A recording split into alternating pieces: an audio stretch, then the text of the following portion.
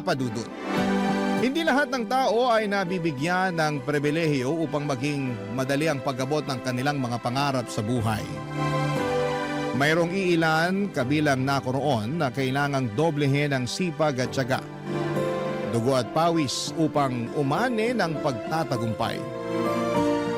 Kaya nga hindi sapat na marunong lang tayong sumuntok para matalo natin ang mga hadlang sa katuparan ng ating mga pangarap. Bagkus, dapat ay marunong din tayong pumadyak. Bago ko po ipagpatuloy ang pagkukwento ay gusto ko munang samantalahin ang pagkakataon na magpasalamat sa programa ninyong Barangay Love Stories. Marami-rami na rin akong napakinggang storya ninyo online na nakaka-inspire. Lalong-lalo na nga kapag ang tema ay tungkol sa pamilya at pangarap. Nakaka-relate ako doon kaya naman nag-decide akong magbahagi na rin ng sarili kong kwento, Papa Dudut. Tawagin niyo na lamang po ako sa pangalang Lawrence. 28 years old at 3 taon nang nagtatrabaho dito sa The Netherlands bilang software engineer. Hindi madali ang pinagdadaanan ko noon bago ako nakatungtong dito.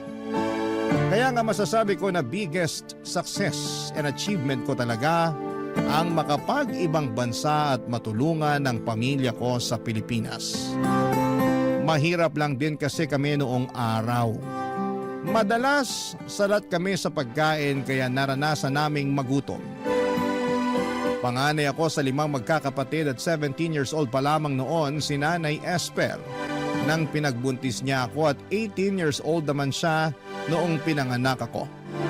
Tapos ay naging sunod-sunod ang pagbubuntis at panganganak niya hanggang umabot na kami sa 5. Kaya kahit bata pa ako ay natuto na akong alagaan ng mga kapatid ko at tumayong ama sa kanila, lalo pat walang kakayahan ng aming tatay.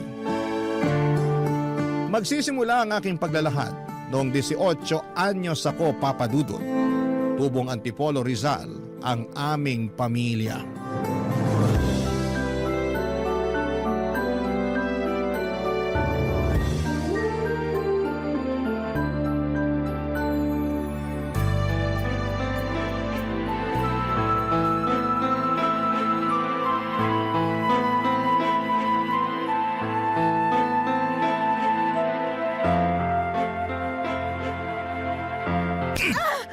Yan ang dapat sa'yo, babae ka! Bakit ka ba nananampal, Lando? Tatanong ko pa talaga, ha? Isa ang kulit-kulit mo! Nakakatulig na yung bunganga mo! Tinatanong lang naman kita kung nasaan ang sahod mo, nananakit ka na kagad dyan. Di ba sinabi ko na ang wala? Paano wala sahod mo kahapon? Sa walang natira, magagawa mo! Paano walang natira? Saan napunta yung sinahod mo? Kainis naman to! Daming tanong! Malamang magtanong ako. Kita mo yung lagayan natin ng bigas? Wala nang laman, nakatiwangwang na. Ikaw pa naman yung klase ng tao na magagalitan kapag wala tayong nasasaing. Sinong hindi magagalit nakakapagod magtrabaho? Tapos pag uwi ko sa peste bahay na to, walang pagkain na nakahain! Mga sabi ka ng peste, kala mo mayaman tayo?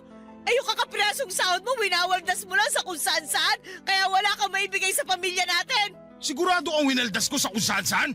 Oo, kasi hindi mo nga masabi kung saan napunta Yan ang hirap sa'yo, tamang hinala ka. Hindi ba pwedeng binayad ko lang sa utang ko sa kumpare ko? Kasi naniningil na yung kumag? Binayad daw? Sana nagtira ka pa rin para sa atin? Day off ko naman! Pwede ba patahimikin mo kung babae ka? Bakit ka naninigaw? Nay, tay, nagsisigawan na naman kayo. Nagising ako sa away niyong dalawa Oh, gising na pala tong magaling mong anak. Aba Lawrence, tanghali na Tirik ng araw sa labas, pero ikaw may panis na laway pa. Tigilan mo nga si Lawrence, wag mo siya pagbalingan ng galit mo. At sino gusto mong pagbalingan ko? Ikaw? Sige! Teka, tay, huwag niyo po sasaktan si nanay. Yan kasing nanay mo, masyadong mapapel. Paano ako naging mapapel kung inaawat ang kitang saktan ng anak mo? Nay, huwag na po kayong sumagot para di na magalit si tatay. Oh, makinig ka sa anak mo, Esper. Kanina pa nagagalit yung tatay mo. Akala mo kung sino? Siya na nga tong walang perang maibigay sa akin para sana dito sa bahay. Siya pa tong galit at nananakit. Hindi pa ba sapat yung ingay ng bunganga mo para magalit ako? Hirap sa'yo. Parang hindi mo naririnig sarili boses mo, kaya hindi ka naiingayan. May karapatan naman po pala si nanay na magbunga nga Wala pala kayong naiabot na sweldo sa kanya kaya siya ganyan. Ano sinabi mo? Narinig niyo naman po yung sinabi ko eh. Tay, wala na po tayong maisaing. Ubus na yung bigas kahapon pa ng tanghali. Sinubukan namin umutang sa tindahan pero nagalit sa amin yung tindera. Nakiusap lang si nanay kaya pinautang siya. Nangako si nanay na magbabayad siya ngayong araw pagkasahod niyo. Kaya siya nagbubunga nga kasi wala kayo na ibigay na sahod, di wala siyang may pambabayad sa tindahan, lalo magagalit sa amin yung tindera. At bakit ka ganyan magsalita sa akin? Baka nakakalimutan mo tatay mo ako! Hindi ko po nakakalimutan yun. Pero baka kayo po yung nakakalimot na magpakatatay sa pamilyang to. Ah, ganon! Gusto mo rin yata masampal katulad ng nanay mo? Huwag na huwag mo sasaktan ang anak ko, Lando! At bakit hindi? Bastos siyang anak mo! Tama naman si Lawrence eh! Hindi ka marunong magpakatatay sa pamilya natin, kaya wala kang karapatang mainsulto! Hindi ka pa talaga nadala sa sampal ko? Gusto mo pa yatang dagdagan ko eh! Umalis ka na lang kung mananakit ka! Aalis talaga ako! Umuwi lang naman ako para kumain sana. Pero mukhang wala rin ako mapapala sa pamamahay na to. Kakain ka pa wala na nga kami makain dito! Eh di sama-sama tayo mamatay sa gutom! Peste buhay naman to oh! Ikaw ang peste sa buhay namin! Ako ba talaga? Ako pa, Esther? Oo, ikaw! Sino pa ba sa tingin mo? Ako? Yung anak mo? Malamang ikaw! Ay, pinagtutulungan niyo talaga ako, no? Ewan ko sa inyo! Papa Dudut, hindi na bago sa akin ang eksena kung saan ay nag-aaway ang mga magulang ko ng dahil sa pera. Bata pa lamang ako ay gano'n na sila, Papa Dudut. Akala ko ay masasanay na ako pero naririndi pa rin ako sa tuwing nagbabangayan sila. Minsan kampi ako kay tatay kasi nakakabinging manermon si nanay. Pero madalas ay kumakampi ako sa nanay ko dahil totoo naman ang lahat ng mga sinasabi niya tungkol sa tatay namin. Mabisyo kasi ito at magastos.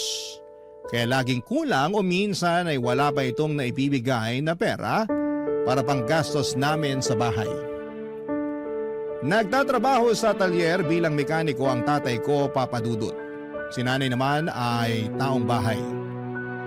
Gustuhin man niyang tumulong kay tatay sa pagtatrabaho ay hindi na siya magkanda-ugaga sa pag-aasikaso sa aming magkakapatid. Noong lumaki na kami ay tumanggap na ang labahin si nanay para naman may pinagkakakitaan siya. Pero hindi yun regular at kung meron lamang nagpapalaba. Sinamahan na rin niya ng pamamalantya or pagkaplantya para may dagdag kita. May mga pagkakataon na kapag nagagalit si nanay sa amin ay lagi niyang bukang bibig na sana'y hindi na lamang niya kami pinanganak. Aaminin ko sa inyo, Papa Dudut, na nagtatampo ako nung bata ako kapag napapakinggan ko yon sa kanya. Pero habang tumatanda ako, na-realize ko na biktima lang din ng sitwasyon ng nanay namin. 9 na taon ang tanda sa kanya ni tatay at bata pa rin siya noong nagbuntis at nanganak. At pinilit magpakananay sa amin. Simula noon ay sinisi ko na si tatay kung bakit dinamay niya kami sa pagiging miserable ng buhay niya. Ayaw kasi ng mga magulang ni nanay at ayaw nila kay tatay dahil wala raw itong direksyon sa buhay at kontento na lamang sa pagiging mekaniko. Habang hindi naman masama yung trabaho niya, iba pa rin kapag may pangarap ka para sa pamilya mo.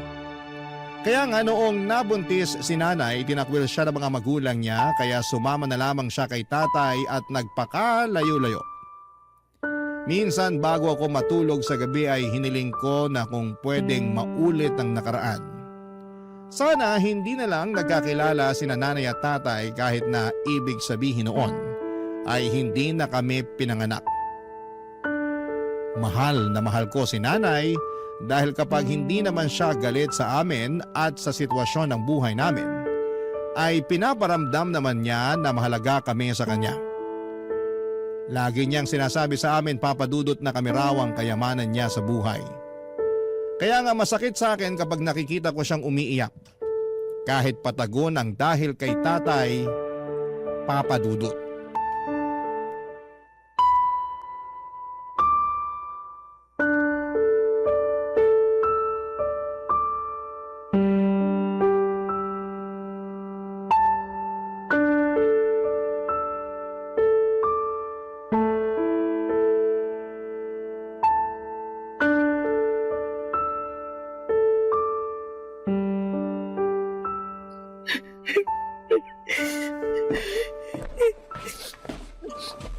Oh, Nay, ba't po kayo umiiyak? Ha? Hindi ako umiiyak.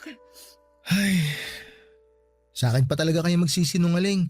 Kitang-kita yung pamumulan ng mga mata nyo. Halatang halata na galing kayo sa iyak. Nakalimutan kong binata ka na pala. Hindi na kita maloloko katulad nung bata ka pa lang.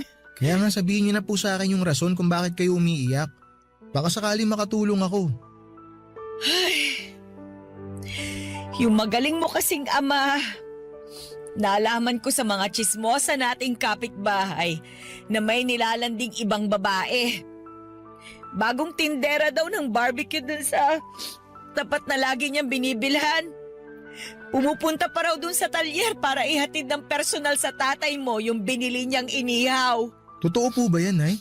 Hindi ko alam pero kilala ko yung tatay mo eh. May pagkababaero. Hindi naman to yung unang beses na nakarinig ako ng chismis tungkol sa panlalandi niya ng iba. La, ibig sabihin marami na? Oo anak, Ba't ngayon nyo lang po sinabi sa akin to? bata ka pa nun eh. Maliliit pa rin ang mga kapatid mo. Hindi nyo naman maiintindihan ng sitwasyon. Pero matanda na ako, Nay. Kaya ko na mag-isip ngayon. Hindi po tama yung ginagawa sa inyo ni tatay. Buong akala ko pera lang yung laging pinagtatalunan nyo. May iba pa pala. Paano nyo po pala nalaman yung tungkol sa pambababae niya? Gusto kong protektahan yung pamilya natin. Kala ko kasi kapag naging mapagtiis ako, magbabago yung tatay mo.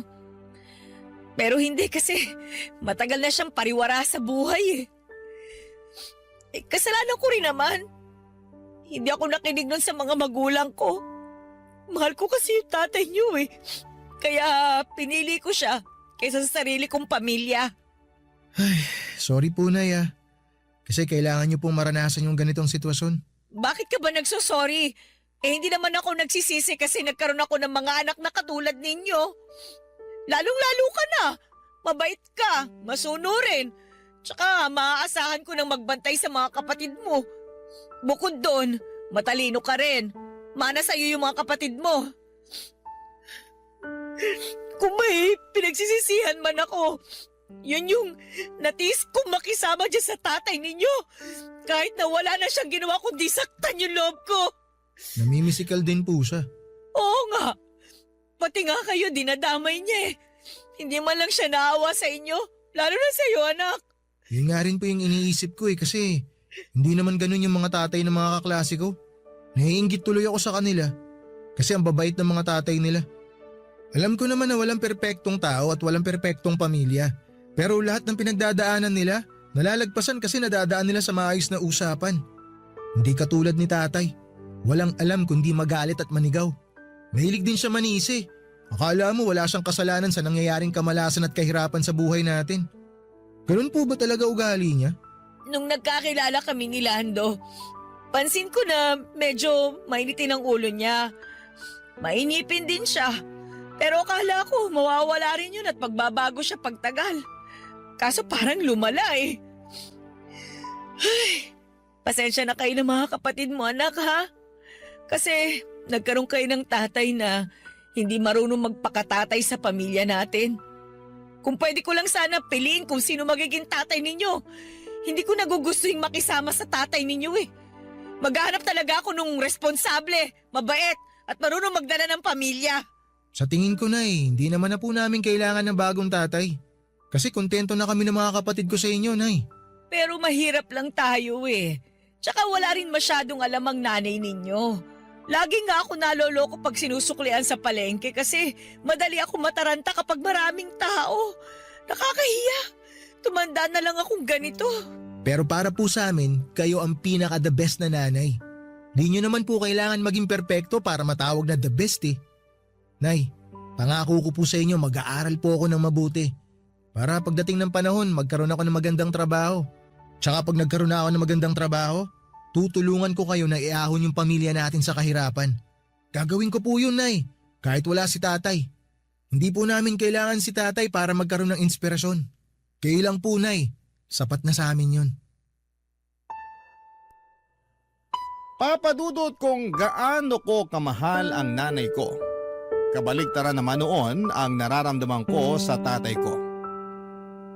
Galit ako sa kanya dahil hindi na nga siya mabuting ehemplo sa aming magkakapatid. Lagi pa niyang sinasaktan si nanay. At mas nadagdagan lang ang galit ko sa kanya nang malaman ko nga ang tungkol sa pambababae niya. Ang kapal ng mukhang humanap ng iba samantalang pamilyadong tao na. Grabe ang inis ko noon sa kanya na para bang gusto ko siyang suntukin sa pagmumukha niya kapag umuwi siya sa bahay. Pero ang totoo ay takot talaga ako sa tatay ko. Kahit na gustong gusto ko siyang sagot-sagutin. Iniiwasan ko dahil ayoko na ulit maulit yung mga pambubugbog niya sa akin na damay pati mga nakababata kong kapatid. Patpatin kasi ako at mahina kumpara sa tatay kong malakas. Wala talaga akong binatbat sa kanya. Sa katunayan, noong huling beses na ginulpi niya ako ay kamuntika na akong maospital. Nasagot ko kasi siya ng pabalang dahil inaaway na naman niya si nanay. Buti na lamang at naawat siya ng nanay ko dahil kung hindi baka tuluyan na akong nabaldado noon, Papa Dudut. Barangay Love Stories. Barangay Love Stories. Papa Dudut dahil po sa pambababae ni tatay. Dumalang na lamang ang pag-uwi niya sa bahay namin. Kahit na masakit kay nanay, tinanggap na lamang niya ang kalokohan ng tatay namin. Natutuhan niyang tumahan sa pag-iyak at bumangon mula sa pagkakalugmok dahil meron siyang mga anak na kailangang buhayin. At ako naman, Papa Dudut bilang panganay, ang kasakasama ni nanay sa paghahanap ng trabaho na pwede niyang pagkakitaan para may pambili kami ng pagkain. Nandun yung namasukan siya bilang tagahugas ng pinggan sa kantin, tendera ng balot, tauhan sa laundry shop at kung ano-ano pa. Pero may ugali si nanay na ayaw nangangamuhan kaya hindi rin siya nagtatagal sa mga pinagtatrabahuhan niya.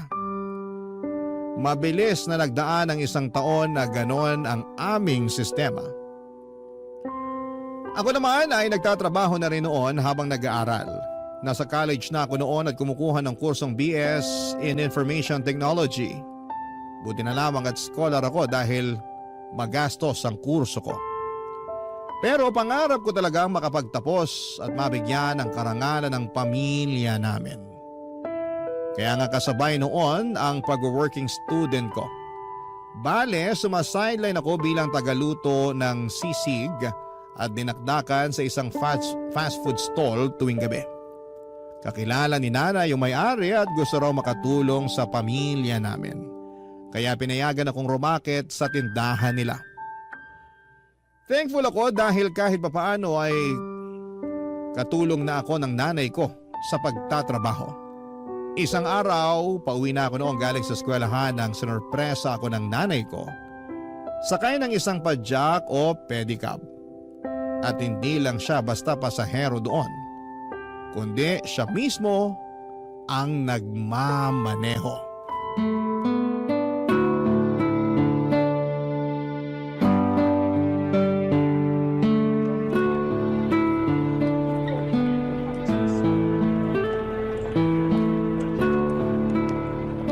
Nay, ito na po yung fishball nyo. Salamat, nak. Kain muna tayo. Gutom na ako eh. Sige Nay, kain lang kayo. Astig talaga nitong pedicab. Kanino pala to, Nay? Sa akin. Sa inyo? Oo. Binenta sa akin ni Mang Nicanor. Nakatambak lang kasi sa garahe nila eh. Binili ko na. Maayos pa naman. Naisip ko, gagamitin ko sa pamamasada. Magpe-pedicab driver po kayo? Oo, ay bakit naman hindi? Kaya ko yun. Kaso di ba panlalaking trabaho yun? Baka mahirapan kayo, Nay. At bakit naman ako mahihirapan? Pipidan lang naman ako. Tingnan mo, nakarating nga ako rito sa eskwelahan mo para sunduin ka at ibida sa'yo tong pedicab na binili ko. Ang ganda, no? Opo, maganda nga po. Tingnan mo, nak. Oh, nilagyan ko ng picture nyo ng mga kapatid mo. Para kapag napapagod ako titingnan ko lang yan, gagaan na ulit ang pakiramdam ko. Nak, si Nanay ng bola pa. Pero Nay, seryoso. Sigurado kayo ha, kaya nyo talaga mag-pedicab? Aba, oo naman. Palagay mo sa nanay mo, uugod-ugod na. Hoy, 37 anyos pa lang ako, ano? Alam ko naman po yun pero nag-aalala pa rin ako sa inyo eh. Parang mas magaan pa yung dating yung trabaho sa laundry shop kesa sa pagpasada. At least dun, Nay, hindi kayo naiinitan. Hindi nga pero lagi namang mainit ang ulo ng bisor namin. Kala mo talaga kung sinong tagapagmana ng laundry shop na yon. Ang sama na ugali. Tapos wala pang galang sa akin, mas matanda ako sa kanya. Ah, talaga po? Kaya ba umalis kayo dun? Oo, kasi hindi ko na talaga matagalan ng ugali. Ayoko naman patulan, baka masakal ko. Si Nanay talaga. Biro lang. Hindi ako nananakal, no? Hindi ko nga nasakal ang tatay mo kahit gustong gusto ko na eh. Pero matagal-tagal ko na rin kasing pinag-iisipan na umalis doon. Sakto, nakapag-ipon naman ako ng kaunting pera at yun nga yung pinambili ko nitong pedicab. Ibang klase po talaga kayo. Hanga ako sa inyo kasi ang sipag-sipag nyo, Nay. Hindi pwedeng tumigil sa pagtatrabaho dahil ako na ngayon ang nanay at tatay sa bahay natin. Pero buti na lang din at nandiyan ka anak. Tinutulungan mo ko kaya gumagaan yung buhay natin. Late nga lang po na itutulong ko sa inyo kasi nag-aaral pa ako. Pero kung hihinto po ako sa pag-aaral, makakahanap po ako ng full-time na trabaho. Ano ka ba? Yung ibang ang kaedad mo hindi pinagtatrabaho ng mga magulang nila eh. Pero ikaw, nagbabanat ka na ng buto habang nag-aaral. Ayoko nga sana na pagtrabahuhin ka. Pero gusto mo naman, kaya pinagbigyan na kita. At malaking tulong talaga yon para sa pamilya natin, anak. Walang kaso kahit magkano pa yung kinikita mo. Hindi naman ako naghahangad ng malaki, tsaka may trabaho naman ako eh. Gusto ko, unahin mo pa rin ang pag-aaral mo para makapagtapos ka. Alam mo naman na pangarap ko yan sa inyong magkakapatid, di ba? Opo, Nay. Kaya nga po nagsisikap ako para mabigyan kayo ng karangalan. Naniniwala ako sa kakayahan mo kasi matalino ka eh. Pero wag mo rin naman masyadong pilitin ang sarili mo ha. Balita ko kasi mas mahirap daw sa kolehiyo eh. Hindi naman ako nakatungtong dyan kaya hindi ko masabi. Pero base lang naman sa kwento ng mga kakilala kong may mga anak na nasa kolehiyo katulad mo. Kaya nga ang payo ko lang, ayos na sa akin kung ano yung makayanan mo. Basta tapusin mo yung pag-aaral mo. Kasi alam mo anak, wala naman akong kayamanan na pwedeng ipamana sa inyo bukod sa edukasyon. Tatandaan ko po lahat ng mga payo nyo sa akin. Dapat lang. Kasi para sa'yo rin yun. Oh, teka, ubus mo na ba yung fishball mo? Opo, kauubos ko lang. O tara na, sakay na. Dadaan pa tayo sa palengke para bumili ng bigas at ulam. Meron akong kaunting kinita mula sa pamamasada kanina Makakabili tayo ng fried chicken. Sige po. Gusto nyo, Nay? Ako na po magmamaneho? Kayang-kaya ko to. Ako na, kaya ko na ito. Umupo ka na lang dyan at mag-relax ka. Nay, salamat po talaga kasi nandyan kayo para sa aming magkakapatid. Ano ka ba? Hindi naman ako mawawala, katulad ng tatay mo.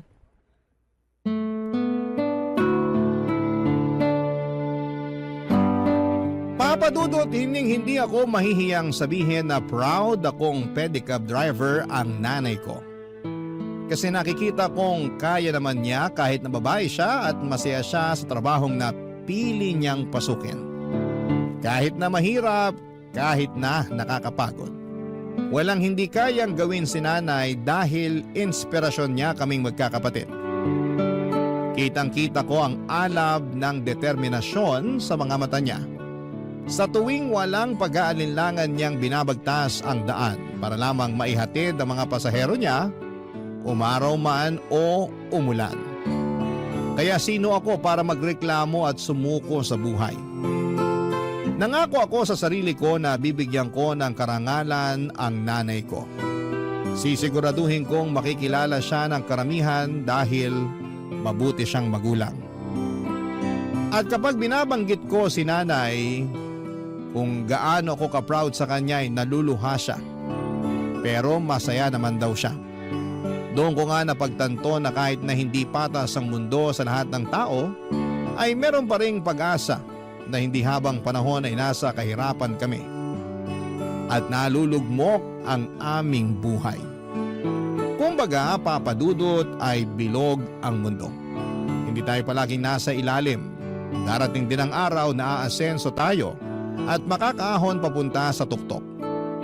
Ganon ang naging buhay namin sa loob ng 2 taon, Papa Dudut.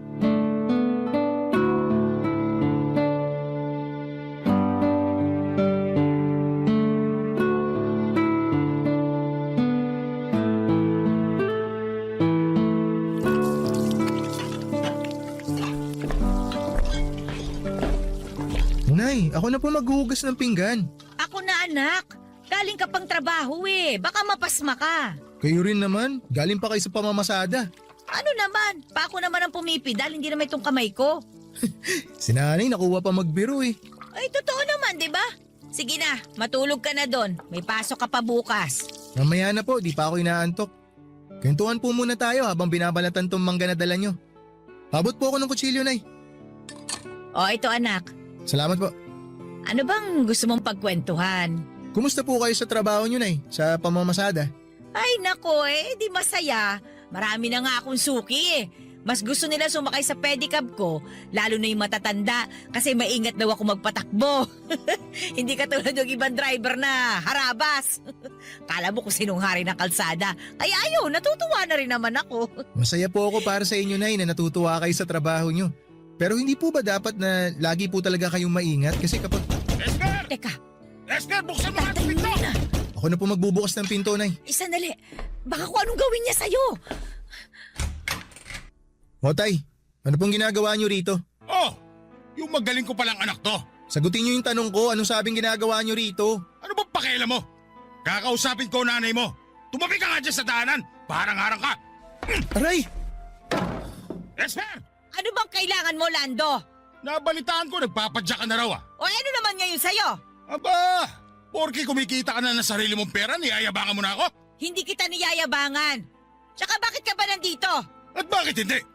Masama na bang umuwi sa sarili ko pamamahay? 3 taon kang hindi umuwi sa bahay na to kasi pinili mo yung babae mo. Tapos magtatanong ka kung masama bang umuwi ka rito? Paano ko sabihin kong oo? Hindi ko akalain na tumapang-tapangan na rin sa 3 taon na wala ako rito ah. Dati-rati takot na takot ka sa akin eh. Hindi na ako takot sa'yo ngayon. Naranasan na namin na pabayaan mo. Nabuhay naman kami nang wala ka. Tapos babalik ka? Para ano? Makisama sa amin? Para manggulo? Kahit ano pa yung dahilan mo, hindi ka na welcome sa pamamahay na to. Wala kang karapatan na paalisin ako rito. Kasi tatay niyo pa rin ako. Wala na kaming tatay. Matagal na kayong patay para sa amin. Anong sinabi mo?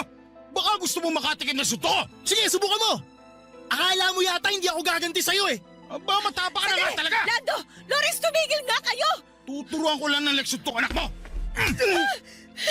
Napakahayop mo talaga, Lando! Ang kapal na mukha mo, sakta ng anak ko! Masyado kasi siya pakilamero. Sira ulo ka pala eh! Pumunta ka lang talaga dito para manggulo! Umalis ka na! Matapa ka na rin ha. Halika rito para masakal kita. Bitiwan mo si nanay! Bitiwan mo ako! Hindi ako Hindi mo makahinga! bibitiwan si nanay? Hindi ka pa rin kasi nagbabago. Hindi ba ba? Masyado ko pa rin madaldal. Bitiwan mo yung hawak mong kutsilyo! Kasi sumusobra na itong taong to eh! Huwag mo akong subukan dahil kayang-kaya kita saktan! Kaya umalis ka na dito sa bahay namin! Kapal na mukha mo magpakita dito! Ayan na. Binitiwan ko na nanay mo. Bitiwan mo na rin ako, Chilo anak. Baka madulas ka, maisaksak mo sa akin yan. Pagkatapos mo kaming iwan, babalik ka na lang ng ganon? Kapal na mukha mo! Kampun ka ng demonyo! Tapos mananakit ka pa't manggugulo dito? Mabuti pa umalis ka na! Bumalik ka doon sa pinanggalingan mo! Umalis ka na, Lando! Ayaw ka na naming makita at makasama ng mga anak mo! Hoy! Bibilang ako ng 3! Dapat nakalabas ka na ng pinto ng bahay na to! Di ako nagbibiro sa'yo, sasaktan talaga kita! 1! 2! Ito na nga lalabas na. Mga linti kayo. Magsama-sama kayo sa impernong lugar na to. Dahil pa sinasabi! Malis ka na!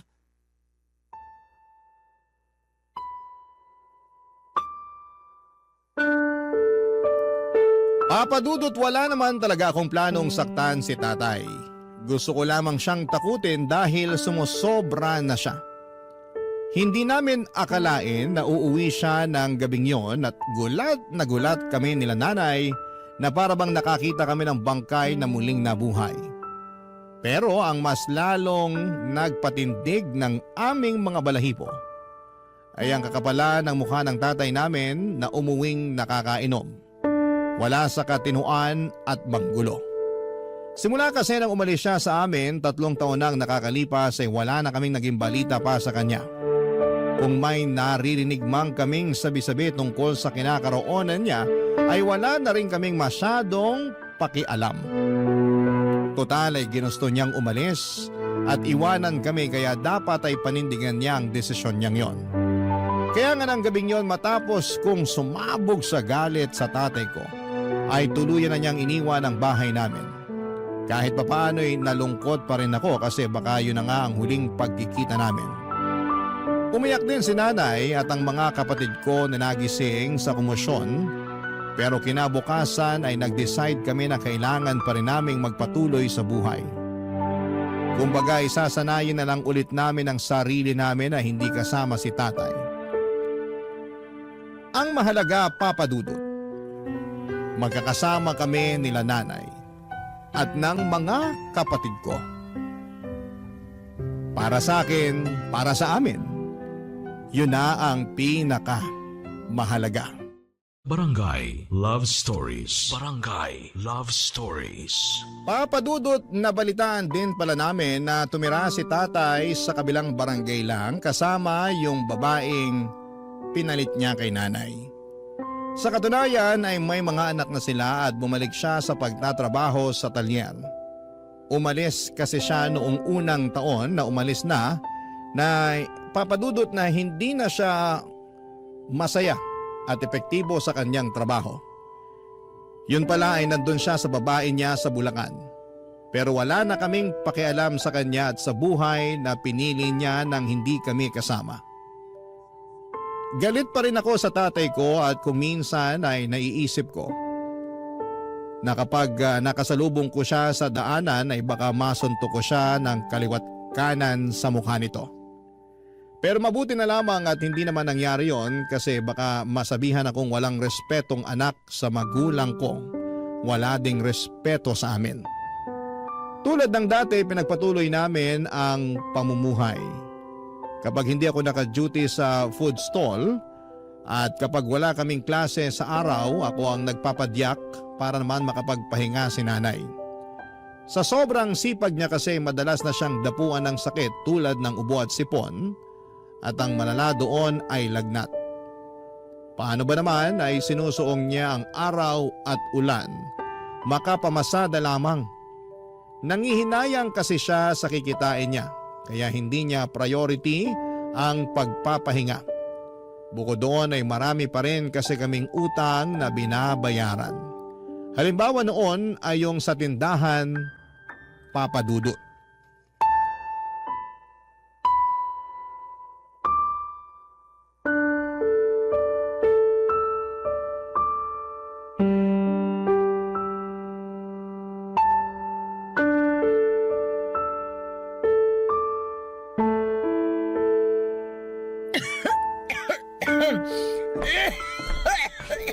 Nay, ito na po yung gamot nyo. Inumin nyo na po muna. Salamat, Lawrence. Nay, inuulit ko parang awa nyo na magpahinga na muna kayo. Buong araw nang masama yung pakiramdam nyo tapos gusto nyo pa talagang lumabas kanina para mamasada. Huwag ka na masyadong mag-alala sa akin, anak. Ayoko lang talagang magpahinga kasi sayang yung kikitain ko eh. Kung nakapamasada lang sana ako ngayon, may pandagdag tayo sa pambili ng cake ng kapatid mo sa birthday niya sa Martes. Ibang klase talaga kayo, Nay. May sakit na nga po kayo, kami pa rin talaga ang iniisip nyo. Eh, syempre naman. Sino pa bang iisipin ko eh? Kayo yung mga anak ko. Tsaka, nangako ako sa kapatid mo na bibilang ko siya ng cake. Yung may paborito niyang, yung cartoon character ba yun? Ako na pong bahala sa cake ng kapatid ko. Huwag nyo nang isipin yun. Ang tutukan nyo, yung pagpapagaling nyo. Sige anak. Salamat talaga kasi lagi mo kong sinasalo. Sinasalo po saan? Sa mga pagkukulang ko sa pamilya natin. Sa mga panahon na hindi ko kaya kasi nagkakasakit ako. Pakiramdam ko, wala akong kwentang ina kapag hindi ko nagagawa yung lahat para sa inyo. Ano pong walang kwenta, Nay? Kahit nga po may sakit kayo, ang sipag-sipag nyo pa rin eh. Ayaw nyo yung nakahiga lang. Bumabangon kayo para maghugas ng pinggan imbis na natutulog. Kaya hindi kayo gumagaling kaagad kasi makulit din kayo eh. Masakit kasi sa likod kapag laging nakahiga eh. Tsaka, kaya ko namang maghugas ng pinggan. Yun na nga po, Nay eh. Kasi iniisip nyo na kaya nyo. Kaya nyo inaabuso yung katawan nyo. Oh, bakit ka naman umiiyak, anak? Nalulungkot lang po kasi ako dahil may sakit kayo. Siguro kung hindi po kayo nagpe-pedicab, di kayo magkakasakit ng ganyan eh. Natural lang yun kasi napapagod yung katawan ko. Pero konting pahinga lang naman. Gagaling din naman ako. Pero lagi na lang po kayo may sakit, Nay. Siguro oras na para tumigil po kayo sa pagpe-pedicab nyo. Ano ka mo? Ayoko nga anak. Para rin naman po sa inyo yun. Pag tumigil ako sa pagpe-pedicab, sino na lang magtatrabaho para sa pamilya natin? Sige nga. Ako po. Anong silbi ko sa pamilya natin kung hindi po ako magtatrabaho para tulungan kayo, di ba? Para sa kaalaman mo anak, may silbi ka sa pamilya natin. Gusto ko lang po talagang makatulong, Nanay. Alam ko naman yun. Alam ko yun. Pero kasi nag-aaral ka eh. At wag na wag mong sasabihin sa akin na titigil ka na lang para makapagtrabaho. Wala naman na pong kaso sa akin yun, Nay, kung titigil ako.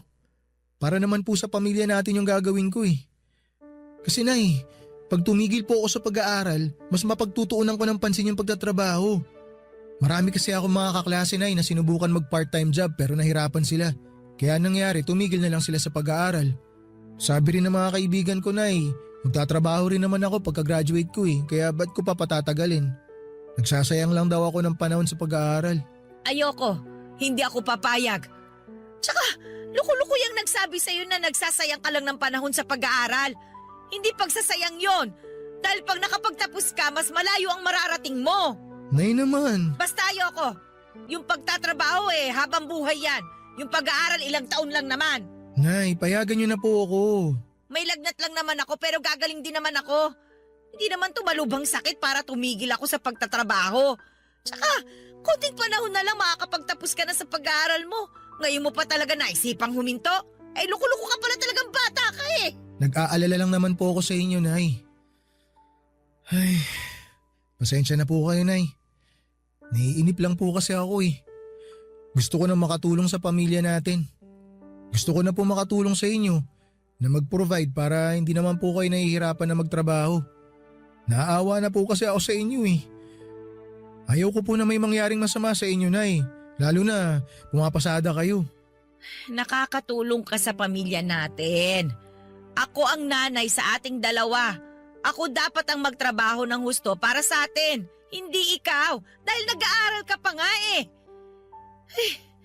Basta anak, sikapin mo na makapagtapos ka. Ilang taon na lang naman yan. Pasasaan din ba at magbubunga rin yung paghihirap natin kapag nakapagtapos ka na? Sige po, Nay. Pero dapat magpagaling na po kayo ha.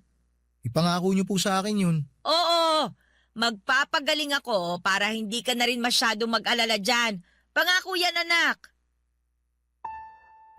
Papadudot nag-usap pa kami ni nanay ng ilang minuto bago siya inantok dahil na rin sa gamot na ininom niya. Nang makatulog na siya ay hinalikan ko ang kanyang noo at umusal ng panalangin sa Diyos na sana'y pagalingin na niya ang nanay ko. Tapos ay saglit kong tinitigan si nanay habang inaalala yung mga pinag-usapan namin. Hindi pa rin siya nagbabago. Kahit na may sakit na siya ay punong-puno pa rin ng pag-asa ang mga mata niya na balang araw ay mapagtatapos niya kaming magkakapatid sa pagpapadyak niya. Kaya nga kahit mahirap, kahit na minsan ay nawawala na ako ng dahilan para tapusin ang pag-aaral ko, ay binabalikan ko lahat ng pinagdaanan namin upang makahanap ng rason kung bakit kailangan kong makapagtapos. Kapag binabalikan ko kung paano kami nagsimula ay nabibigyan ako ng pag-asa upang lalong magsumikap sa aking pag-aaral. Laging sinasabi sa akin ng nanay ko na habang may buhay, may pag-asa. Hindi man yon nakikita ng ating mga mata pero nararamdaman naman yon ng ating puso, lalo na sa tuwing nagdarasal tayo sa Diyos. May pag-asa sa bawat sulok ng maliit naming tahanan. May pag-asa sa mga hikbi ng magulang na nakikiusap sa Panginoon na iligtas ang mga anak nila sa kapahamakan at bingit ng kamatayan. May pag-asa sa bawat pagsisikap ng isang tao na merong pangarap na gustong tuparin pagdating ng panahon. At may pag-asa sa bawat padyak ng aking nanay. At totoo nga dahil pagkalipas ng 2 taon, makakapagtapos na ako ng pag-aaral.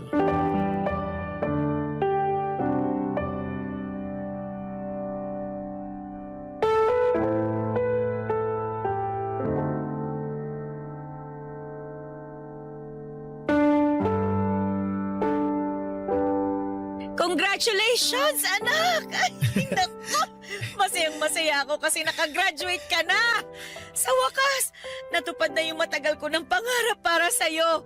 Yung makapagtapos ng pag-aaral. Naku, anak, pinagmamalaki talaga kita! Hindi ko po matutupad lahat to, Nay, kung hindi po dahil sa inyo. Kaya ipinagmamalaki ko rin po kayo. Ano ka ba naman? Wala naman ako masyadong ginawa. Ikaw pa rin yung nag-aral at nagpakahirap na tapusin yung kurso mo. Ikaw lang talaga yun, anak. Ako wala talagang kaalam-alam dyan. Pero Nay, kayo po at ang mga kapatid ko ang inspirasyon ko para tapusin ko talaga yung pag-aaral ko. Natatandaan ko nga po yung usapan natin, Nay, na gusto ko na sanang sukuan yung pag-aaral ko. Kasi nakikita ko na nahihirapan tayo. Tsaka gustong-gusto ko na pong tumulong sa pamilya natin nun. Buti na lang, kinausap niyo po ako. Kinumbinsin niyo po ako na ipagpatuloy yung pag-aaral ko. Hindi ko po makakalimutan yung sinabi niyo sa akin na yung pagtatrabaho habang buhay naman natin gagawin yun. Pero yung pag-aaral, ilang taon lang naman. Kaya tsagain ko na. Yun po talaga yung mga tumatakbo sa isip ko habang ipinagpapatuloy ko yung pag-aaral ko, Nay. Kita niyo naman po ngayon, graduate na ako. Hindi po talaga matutupad lahat ng to nang hindi dahil sa inyo, Nay. Kaya maraming salamat po talaga. Ano ka ba naman? Walang anuman yun, anak. Siyempre, nanay mo ko Responsibilidad kong suportahan ka. Lalong-lalo na dyan sa pag-aaral mo. Alam mo kung tutuusin, maliit na bagay lang naman yung ginawa ko Nagtrabaho lang naman ako ng mabuti. At nangarap ka sabay mo na balang araw makapagtatapos ka. Para na rin siyempre, mas malayo yung marating mo sa buhay. Kaya wala yun, anak. Sabi ko nga po sa inyo kanina, Nay, na pamilya natin ang naging inspirasyon ko para makapagtapos ako. Mas nagkaroon po talaga ako ng dahilan para tapusin yung pag-aaral ko dahil pangarap ko na mabigyan kayo ng magandang buhay. Pero marami ka pang pagdadaanan. Hindi porket nakapagtapos ka na ng pag-aaral, tapos na rin ang lahat. Doon pa lang magsisimula, anak. Sana wag kang magmadali na matupad yung mga bagay na gusto mo para sa pamilya natin. Kasi karamihan sa mga anak ng mga kakilala ko hindi naman masaya sa ginagawa nila. Kumbaga, napipilitan lang sila. Kaya nga, dahan-dahanin mo lang, anak. Huwag kang magmamadali. Opo, Nay. Tatandaan ko po yung mga sinabi niyo. Ganyan nga. Pakiramdam ko tuloy ako yung gumraduate Ewan ko ba, talagang proud lang ako sa iyo, anak. Proud na proud din po ako sa inyo, Nay. Kaya alay ko po sa inyo tong graduation ko na to. Ay, salamat. Naku, may ibibida na ako sa mga kasamahan ko sa pamamasada. Sa wakas, may anak na akong napatapos sa kolehiyo. Kayo rin po, lagi ko kayong binibida sa mga kaklase ko. Ay, talaga? Anong sinasabi mo sa kanila? Lagi kong sinasabi sa kanila na yung nanay ko, masipag na pedicab driver. Ano naman ang sabi nila? Siyempre natutuwa sila, Nay. Humahanga sila sa'yo. Kasi alam nila na hindi madali yung trabaho nyo. Pero kinakaya nyo para mabuhay kami magkakapatid. Doon palpak si tatay yung buhayin yung pamilya natin. Lalo na nung iwan niya tayo para sumama dun sa babae niya. Ay, nako. Naisip ko lang, kung di lang siguro nagloko yung tatay mo, sana dalawa kami ngayon na nagse-celebrate ng graduation mo. Dalawa kami ngayon na proud sa'yo. Naisip ko rin po yan, Nay, pero hindi ko na lang masyadong pinagtutuunan ng pansin. Pero alam niyo, Nay, pag binabalikan ko yung mga kasalanan niya sa atin, nagpapasalamat ako. Kasi hindi na natin siya kasama ngayon. Wala na tayong problema, wala na tayong konsumisyon. Ako rin naman. Lalo na tapos na yung mahabang panahon ng pagpapakatanga ko dyan sa tatay mo at pakikisama sa kanya kahit na lagi niya akong pinahahalik sa kamao niya. Ay, tsaka mas mahal ko kayo ng mga kapatid mo at mas mahalaga kayo sa akin kesa sa kanya. Sino ba siya? Ako pa bang magpapakahirap sa kanya? Ako magdudusa? Doon na lang siya sa babae niya. Basta pangako ko po sa inyo, Nay, ito na po ang magiging simula ng pag-asenso natin. Gagawin ko po lahat para maiahon tayo sa hirap. Basta anak, Huwag kang magmamadali sa pag-asenso. Kasi hindi naman yan instant na pwede mong makuha agad-agad eh. Lahat ng bagay sa mundo, pinaghihirapan yan at pinagtitiisan. Katulad niyang pag-aaral mo. Aba, ay pinaghirapan mo yan at pinagtiisan. Kaya nagtagumpay ka. Ano, naiintindihan mo ba? Opo, Nay. O mabuti naman. Ay, Nay, teka. Meron pa pala akong isang sorpresa. Ano ba yan, anak? Ito po, sulat. Sulat? Ay sige, akin na. Basahin niyo, Nay.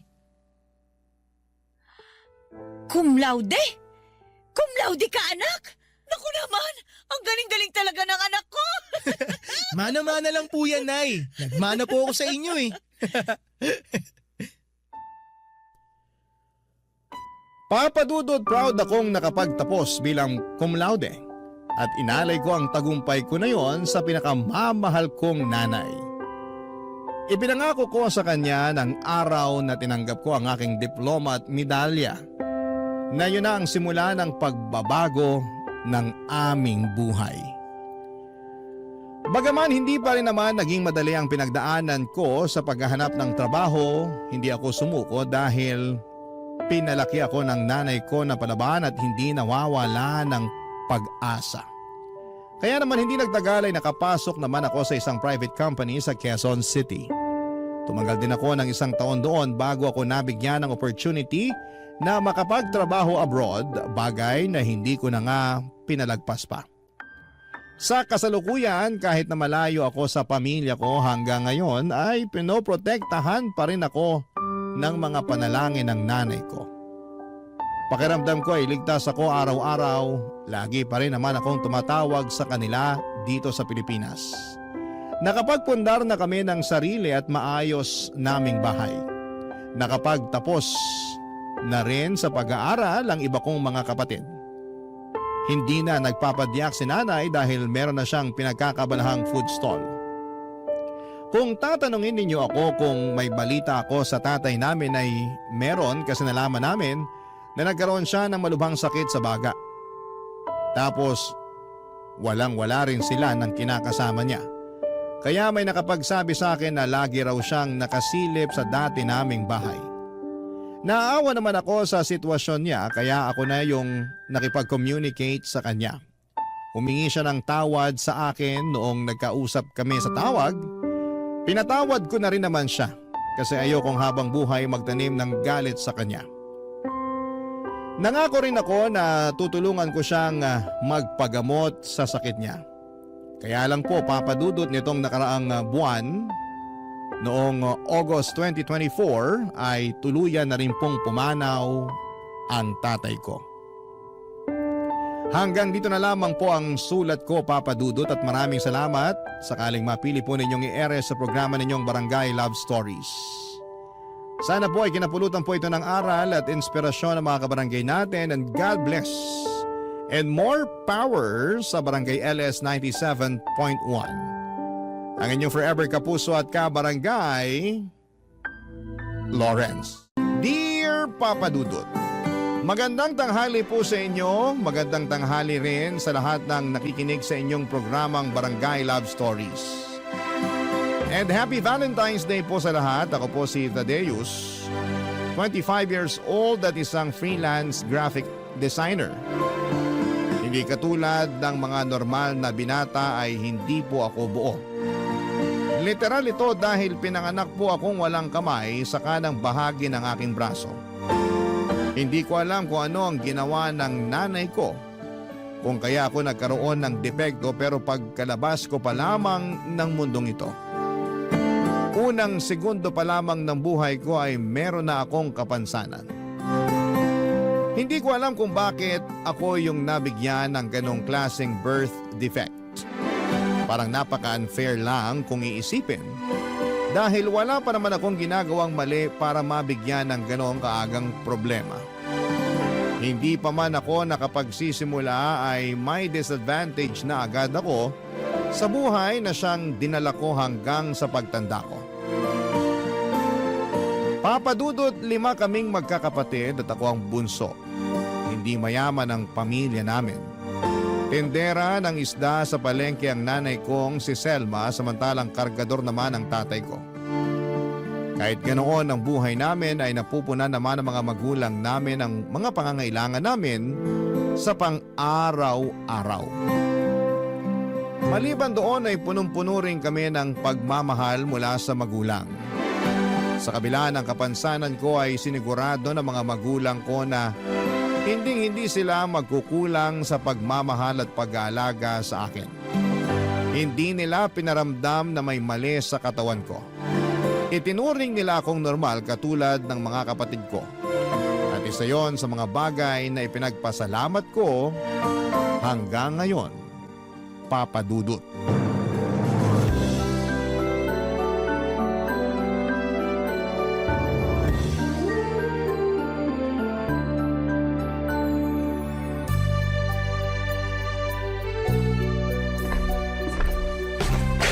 Anak, Tadeus, nasan ka? Nandito po ako sa sala, Nay. Nag-toothbrush ka na ba? Opo, tapos na po. Kanina pa po. O, kunin mo na tong baon mo para makaalis na kayo. Kanina ka pa hinihintay ng mga kapatid mo sa labas. Aalis na yung sundo nyo. Sandali lang po, nagsasapatos pa lang po ako eh. Dalian mo, late ka na sa school nyo. O, eto yung baon mo. Salamat po. Ano pong laman yan? Siyempre, yung paborito mong binabaon na mamon. Bagong luto pa yan galing sa bakery sa kabilang kanto. Talaga po? Sarap naman. Oo, dinagdagan ko rin yan ng crinkles tsaka juice. Salamat po, Nay. The best talaga kayo. Walang anuman. Amin na, tulungan na nga kita dyan. Hindi na po, ako na po. Kaya ko po to. Kaya mo ba talagang itali yung sapatos mo? Oo naman po. Akala niyo po ba porkit wala akong isang kamay, hindi na po ako marunong magtaali ng sintas ng sapatos? Hindi naman. Iniisip ko lang kung marunong ka na bang magtali kasi first time mo lang namang gumamit ng sapatos na may sintas eh. Dati kasi yung sapatos na velcro yung binibili namin ng tatay mo para sa'yo. Wag po kayong mag-alala kasi tinuruan na po ko ni tatay kung paano magsintas. Nasa diskarte lang po yan, tingnan nyo. O sige na nga, panood nga kung paano ka magtali ng sintas. Watch and learn, Nay. Una, pagbuhulin mo muna, tapos gamit yung isang paa, apakan mo yung isang sintas para mahigpitan yung pagkakabuhol. Tapos ito po, tingnan nyo, kahit isang kamay lang kaya ko tong gawing bunny ears. Bunny ears? Opo, yun ang sabi ni tatay. Dapat daw po magmukhang tenga ng rabbit tong sintas kapag naitali na ng maayos. Ah, oo nga naman. O yan po, tapos na. Wow, galing naman ng anak ko. Siyempre, madiskarte po ako eh. O yung kabila naman. Sandali lang po, relax. Eto na po, itatali ko na po. Habang tinatali mo yan, matanong kita, kamusta naman sa school nyo? Sa school? Maayos naman po, masaya. Wala ka bang mga kaklase na nangaasar sa'yo dahil sa kamay mo? Wala po. Mababait yung mga classmate ko. Hindi po nila ako binubuli. Mabuti naman kung ganon. Nag-aalala lang kasi ko sa'yo kasi baka hindi namin alam binubuli ka na pala sa eskwelahan nyo. Marami po akong kaibigan sa school, Nay. Kapag may nang bully sa akin, ipaglalaban nila ako. Tsaka lagi naman po kaming sinasabihan ng teacher namin na hindi maganda ang bully ng classmate. Oo, hindi talaga maganda yung bagay na yun. Kaya ikaw, wag mo ring gagawin yon. Oo naman po. Hindi naman po ako bully eh. Ayan po, tapos na. Ready na ako. O halika na, naghihintay na yung tricycle na maghahatid sa inyo. Nga pala, Nay, card day po namin bukas. Sabi ni Ma'am, kailangan niya raw po mag-attend para sa PTA meeting. Ah, sige, anong oras ba? Hindi ko pa po alam eh. Itatanong ko po muna kay Ma'am. O sige, ako na lang makikipag-meeting para sa'yo, tapos yung tatay mo naman ang pupunta sa kapatid mo. Sige po, alis na po ako, Nay. Teka, nasan yung kiss ko? Ay, oo nga po pala. Ikaw ha, bata-bata mo pa, nagiging makakalimutin ka na. Hindi naman po, nagmamadali lang. Ito po yung kiss ko. Bye-bye, Nay! Bye-bye, mag-ingat kayo. Pagkatapos ng klase, uwi agad ha. Sabay ka na lang sa mga kapatid mo sa pag-uwi. Baka hindi kayo masundo ng tatay mo ngayon. Sige po! Ubusin mo yung baon mo, ha? Opo, Nay! Love you! I love you po!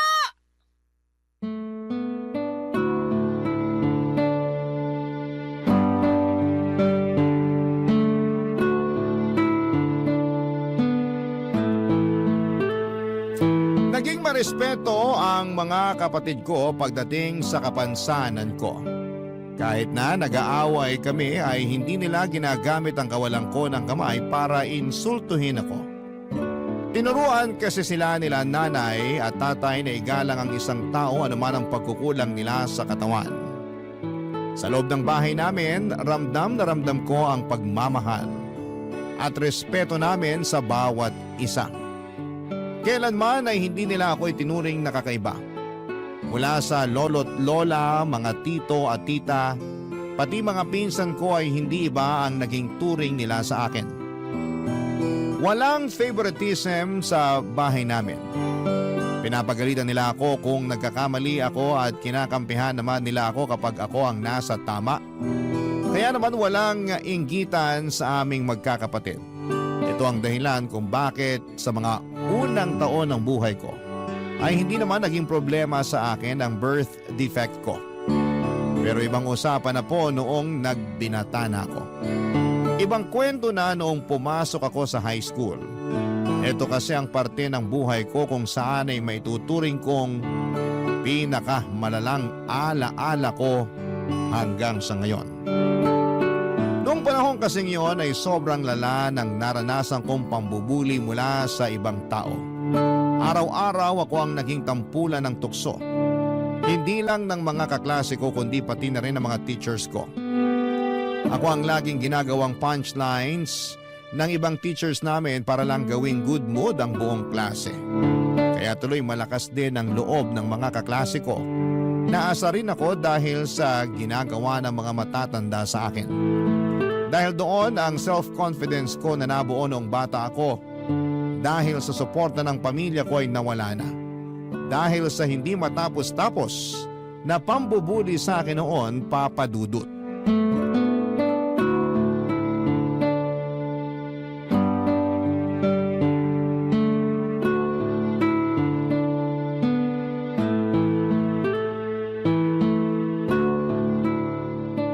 Nay, hindi nyo na po kailangan maghanda ng baon ko.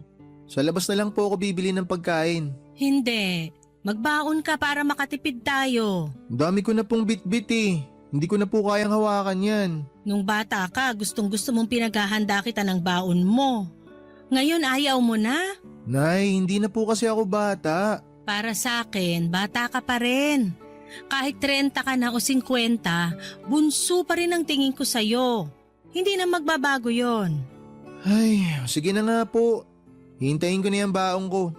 Nangungonsensya kayo eh. Tumala ba? Opo. Mabilis lang to. Tsaka mamaya pa naman yung klase mo, di ba? Ba't ka ba nagmamadali? May dadaanan pa po kasi ako. Bibili ako ng bond paper para sa research namin. Ah, ganun ba? Nay, nakita niyo po ba yung hoodie ko? Anong hoodie ba? Yung puti? Ang dami mo kasing hoodie eh.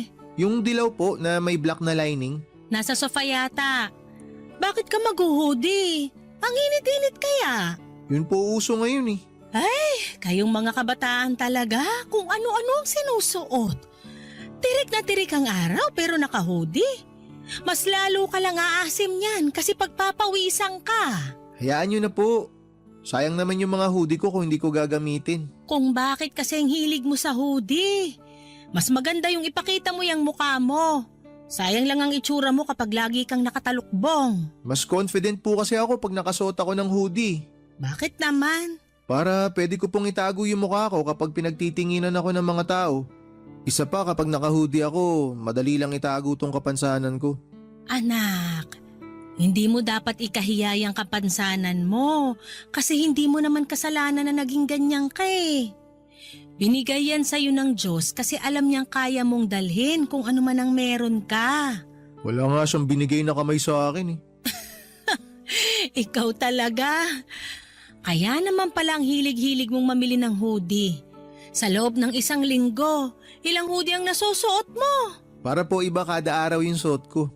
Kaya palang dami kong labahin eh. Hayaan nyo na po, simula ngayon ako na po maglalaban ng mga damit ko. Wag na, trabaho ko yan bilang nanay. Tsaka exercise ko na yung paglalaba. Tingnan mo, ang laki na ng muscles ko oh. Pasensya na po kayo, Nay, kung puro malalaki po yung mga damit ko. Wala yun. Hindi naman sa pinagbabawalan kitang mag-hoodie. Isuot mo kung ano mang damit ang gusto mong isuot. Pero ang akin lang naman, hindi mo kailangang magtago sa likod ng mga damit mo. Ang gwapo mong bata! Huwag mong hayaang hilahin ka pababa ng kapansanan mo. Ang hirap lang po kasing makipagsabayan sa mga taong kompleto yung parte ng katawan nila eh. Minsan, hindi ko talaga maiwasang makaramdam ng insecurity. Naiinggit kasi ako sa kanila. Meron silang 2 kamay, samantalang ako, pinagkaitan ng isa. Kahit naman iisa lang kamay mo, nagagawa mo pa rin naman kung ano yung mga nagagawa ng normal na tao eh. Wala ka namang pinagkaiba sa kanila. Mas marunong ka nga sa iba eh. Tama naman po kayo, Nay, pero syempre, hindi pa rin maiwasan ng iba na hanapin kung ano yung wala sa akin. Nakakapagod na rin mag-explain sa mga tao kung bakit wala akong kamay. Kung pwede lang sanang i-record na lang yung kwento ko para kapag may nagtanong, isisend ko na lang sa kanila yung explanation. Mausisa lang talaga ang mga tao, nak. Wala namang masama kung magtanong sila eh. Ang mahalaga, magalang sila sa pagtatanong. Yung iba po, oo, pero karamihan medyo masakit sila magsalita. Sila yung mga taong dapat mong iwasan. Mas maganda na yung lumayo ka sa mga taong walang matinong bunganga para iwas gulo na rin. Yun na nga po yung ginagawa ko kaya ako naka-hoodie. Niiwasan ko na lang lahat para maging tahimik ang buhay ko. Ay, sige na, kunin mo na tong baon mo. Yung hoodie mo nandun sa sala, sa may sofa. Salamat po. Mauna na ako, Nay. Sige, mag-ingat ka. Uwi agad pagkatapos ng klase ha. Huwag nang maglakwatsa. Opo. Madali lang para sa ibang tao na sabihin or sabihan ako na huwag na lang pansinin ang mga taong ginagawa kong katatawanan. Maging confident na lamang daw ako sa kung ano ang meron ako at huwag ko raw ikakahiya ang mga pagkukulang ko. Pero hindi kasi nila nararanasan ang mga bagay na pinagdadaanan ko sa araw-araw. Kaya hindi nila alam kung ano ang pakiramdam ng taong may kakulangan. Tuwing naglalakad ako sa kalsada o di kaya ay nakasakay sa jeep. Maraming tao ang nakatitig sa akin, Papa Dudut. Tinitignan nila ako dahil sa may kung anong kakaiba sa akin dahil sa nawawala kong kamay. Wala man silang sinasabi ay alam kong 2 lang ang iniisip nila. Either naaawa sila sa akin o kaya't nagtataka kung bakit wala akong kamay. Kapag pinagtitinginan ako ng mga tao ay mas lalo akong nanliliit, Papa Dudut. Para akong display sa museum na inaaral ng bawat taong nakakasalubong ko. Naging mahiyain ako dahil sa kapansanan ko at simula noon. Hanggat maaari ay umiiwas ako sa mga matataong lugar. Mas gusto ko na lamang mapag-isa kesa makita ang mga mapanghusgang pagmumukha ng mga tao sa paligid ko. Kung pambubuli ang pangunahing kong problema nung nag-aaral pa lamang ako, sa pagtanda ko ay mas lumala pa ang mga suliranin ko sa buhay. Nahirapan akong maghanap ng pag-ibig dahil alam kong hindi ako perpekto. Papa Dudut, napakahirap pong makipagtunggali sa mga kalalakihan na mas buo at mas mataas ang confidence. Kaya naman di na ako umasa noon na may babae pang magkakagusto sa akin ng mga panahong yon, Papa Dudut. Barangay Love Stories. Barangay Love Stories. Out of place. Yan ang pakiramdam ko noong bata pa lamang ako. Feeling ko ay hindi ako parte ng mundong ito dahil sa kapansanan ko. Pagkatapos ko ng college ay nahirapan ako makahanap ng trabaho dahil sa kawalan ko ng kamay. Sabi nila, magiging pabigat lamang ako sa trabaho dahil hindi ako kumpleto lalo na sa mga trabahong nangangailangan ng labor. Para kumita kahit nakapagtapos naman ay wala akong ibang choice kundi ang kunin kung ano ang available. Wala akong permanenteng trabaho noon, Papa Dudut, at para kumita ay kung ano-ano ang mga trabahong kaya kong tanggapin. Kahit maliit ang sweldo ay kinakagat ko. Maliban sa pahirapang makahanap ng trabaho, Isa rin po sa mga nahirapan ako ay ang paghahanap ng pag-ibig. Siyempre tao lang din naman ako. Ang puso, may puso rin ako na marunong umibig pero dahil sa kakulangan ko, ay natatakot akong lumapit sa mga babae at makipagkilala dahil alam kong sa huli ay tatanggihan nila ang isang katulad ko. May mga kababaihan din naman akong natitipuhan noon pero hanggang sa malayong tingin na lamang ako dahil nahiya ako makipagkaibigan sa kanila. Pero may isang babae ako noong sobrang nagustuhan na lakas loob kong niligawan, Papa Dudut. Sa kasamaang palad ay nireject niya ako. Masakit ma-reject. Pero ang mas masakit pa dito ay noong sinampal niya. Sinampal niya ako ng katotohanan. Na wala na raw babaeng magkakagusto sa akin dahil kulang-kulang daw ako. Wala daw bababa sa level ko. Lalo na kung wala naman daw akong ibang may offer sa kanila. Ang mga salitang yon ay parang kutsilyong umukit sa aking kaisipan. Kaya naman simula noon ay hindi ko na sinubukang manligaw pa, Papa Dudut.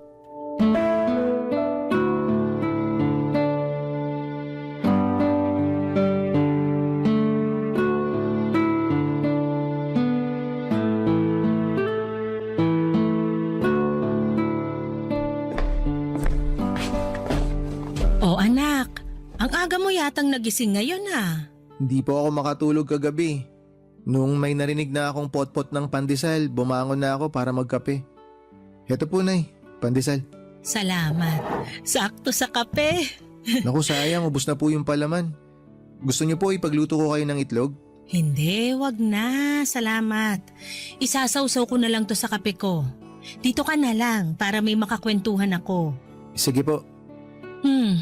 Kamusta naman ang buhay-buhay? Buhay?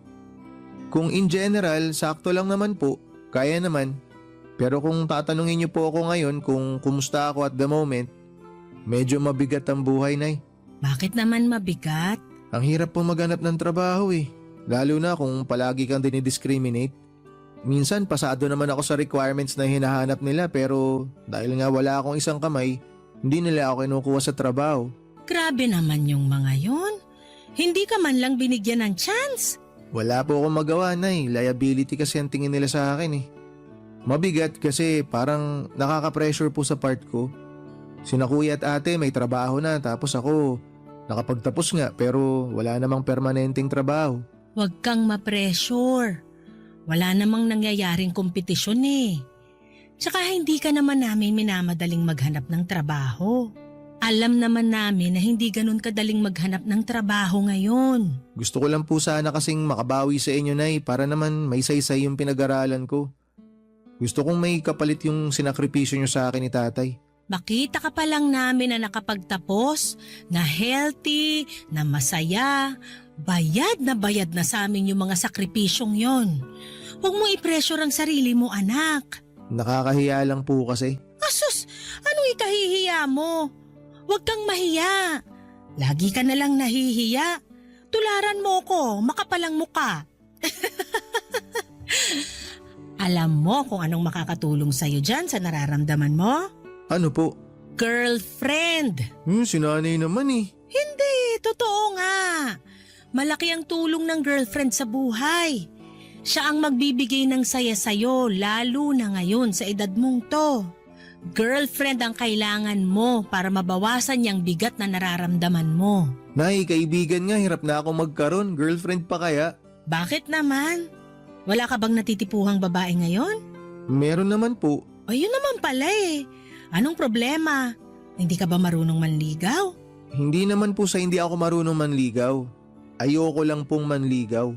Ha? Bakit naman? Natatakot po ako ma-reject eh. Natatakot ako na baka hindi nila ako magustuhan. Parte yan ng ligawan. Hindi naman lahat ng tao magkakagusto sa'yo eh. Kaya ka manliligaw para malaman kung sino yung taong may gusto sa'yo. Sa itsura ko pong to, walang magkakagusto sa akin. Walang magtatangkang magmahal sa akin. Bakit mo naman pinapangunahan yung desisyon ng mga tao sa paligid mo? Hindi mo naman alam kung ano iniisip nila. Kahit naman po hindi nila sabihin, alam ko naman na hindi nila ako magugustuhan. Alam mo ba, nung pinanganak kita? Ganyan din mag-isip yung nurse, katulad sa'yo. Katulad ko po. Paano, Nay? Nung nagising ako, binigay ka sa akin ng nurse na katulong ng doktor na nagpaanak sa akin para padedehin. Hindi ko pa alam noon na may kulang sa'yo. Saka ko na lang nalaman nung inexplain na sa akin nung nurse lahat. Tapos, ano po nangyari? Bago pa man ako makapag-react, inunahan na niya ako. Ang sabi niya sa akin, iuuwi mo tong batang to. Mamahalin mo siya katulad ng pagmamahal mo sa iba mo pang anak. Ituturing mo siya ng normal. Sinabi niya po yun sa inyo? Oo, nagulat nga ako eh. Ano pong sinagot niyo? Sabi ko, oo naman. Mamahalin kita kahit pa wala kang muka kasi anak kita.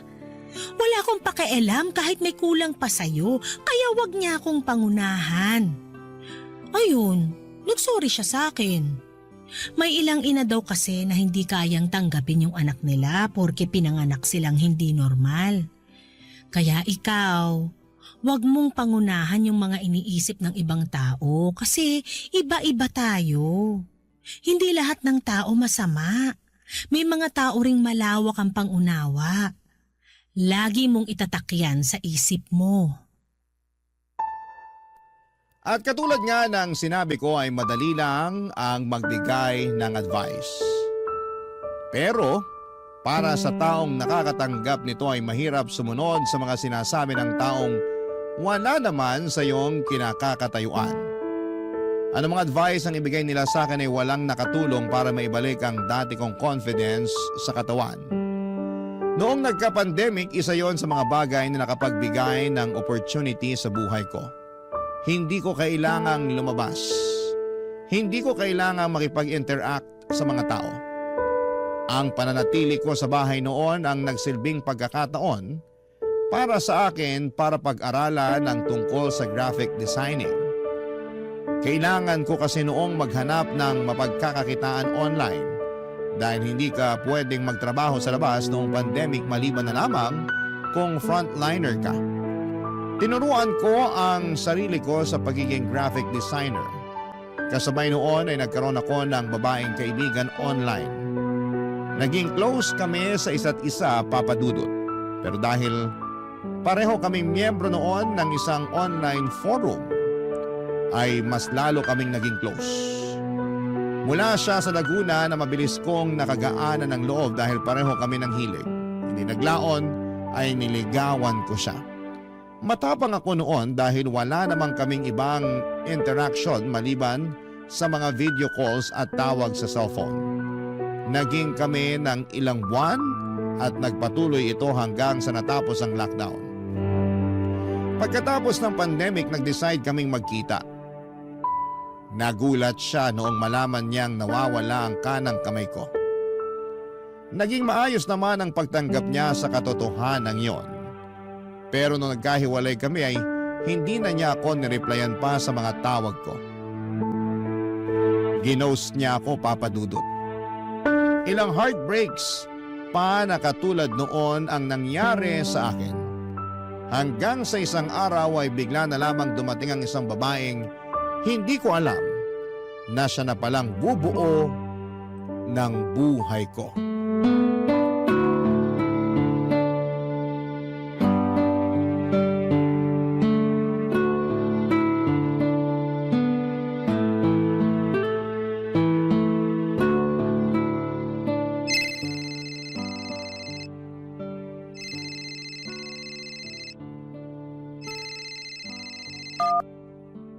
Hello? Hello, good morning po. Si Tadeus po ba to, yung nag-layout? Ako nga po. Sino po sila? Ako si Cecil. Naghahanap po kasi ako ng layout artist. May kaibigan kasi ako na nag-recommend sa inyo. Binigay niya yung number mo sa akin. May ipapagawa po ba kayo? Meron sana eh. Gumagawa ka ba ng school paper? School paper? Oo, yung parang diary siya pero para sa school. Hindi kasi ako marunong mag-layout eh. Kaya naghahanap sana ako ng makakatulong sa akin. Gumagawa ka ba nun? Nakagawa na ako dati ng newsletter para sa isang company. Parang parehas din naman yun, di ba? Oo, po ba? Kaya naman, basta layouting lang ang gagawin ko. Ilang pages po ba? 20 pages lang po. May deadline po kayo? 3 to 4 weeks bago siya ipasa. Marami ka bang ginagawa ngayon? May isang TARP lang po akong kailangan tapusin. Mabilis lang naman yon. May habol ba natin kung sakali? Kaya naman po, basta wala akong ibang gagawin. Paano po ba yung layout na gusto nyong masunod? Hindi ko kasi siya ma-explain sa tawag eh. Pero may ibibigay naman ako sa yung sample from previous issues. Mas maganda siguro kung magkita na lang tayo. Pwede nyo rin naman pong i-email sa akin kung sakali para ma-check ko na. Oo, sige. Mas maganda pa nga. Pero remind ko lang po kayo na layout lang po yung gagawin ko ha. Hindi po ako magsusulat ng articles na ilalagay sa school paper. Oo, ako nang bahala sa articles. Nasulat na yung iba, itatype na lang. Pati yung mga picture na gagamitin ko, ako na magbibigay nun. Sige po, paki-email nyo na lang po lahat para ma-check ko. Hindi ba mas maganda kung magkita na lang tayo ng personal para ma-explain ko sa inyo ng maayos yung dapat na gawin? Medyo complicated to kasi eh. Sige po kung yun ang gusto nyo. Mas mabuti yun kasi parang isang explanation na lang tayo kaysa naman i-email ko pa. Nakakalito yun. Sige ma'am, kayo pong bahala. O text ko na lang sa'yo yung date at saka place. Most probably itong weekend para walang pasok. Okay po ma'am. Sige po, salamat. Bye! Bye po. Sino yun, anak? Bagong kliyente, Nay. Nag-inquire lang kung gumagawa raw po ako ng school paper. Kinuha mo? Opo, sayang naman po kung hindi. Pera din yun.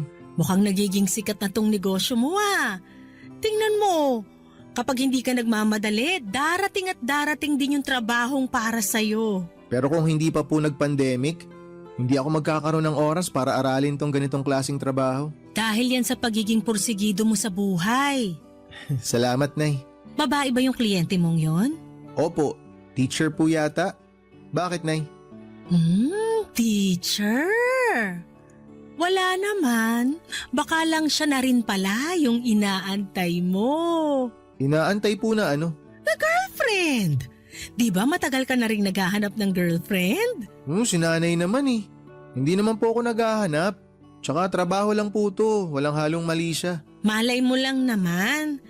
Ang pag-ibig, unpredictable yan. Dumarating na lang kung kailan hindi natin inaasahan. Anong pangalan niya? Cecil po. Pangalan pa lang maganda na, oh. Nay, kliyente ang kailangan ko, hindi girlfriend. At tong si Ma'am Cecil, kliyente ko lang siya. Wala namang masama dun eh. Bahala nga kayo, Nay. Basta ako, kliyente ang hinahanap ko. Oo na, binibiro lang naman kita eh. Halika na, samahan mo ko. Saan po tayo pupunta? Samahan mo ko sa palengke. Baka makahanap tayo doon ng gustong magpagawa ng tarpaulin. Ipapakilala kita sa mga kakilala ko doon. Sige po, magbibihis lang ako. Magsusuot ka na naman ng hoodie. Siyempre naman po. Hindi pa kayo nasanay. Hala, sige dalian mo. Aantay na lang kita sa labas. Sige po. Noong mga panahong yon ay kasi simula ko pa lamang napasukin ang larangan ng graphic designing. May ilang naging kliyente na rin naman ako pero hindi ko inaasahan na magiging in demand ang trabaho kong yon. Pinili ko lang naman ang profesyong yon dahil yon lamang ang trabaho kung saan ay hindi ako nakikita ng mga tao. Sa pamamagitan ng graphic designing ay nakagagawa ako ng mapagkakakitaan habang nasa bahay lamang ako bilang isa naman akong freelance designer. Kahit papaano ay related naman doon ang tinapos ko. Kaya madali lang akong natuto nito. Self-taught ang nangyari, Papa Dudut, at nag-aral lamang ako ng mga video online hanggang sa nakabuo ako ng sarili kong pagkakakilanlan. Nagsimula akong kontratahin ng mga kapitbahay namin at ilang kaibigan sa tulong na rin ng mga kamag-anak ko.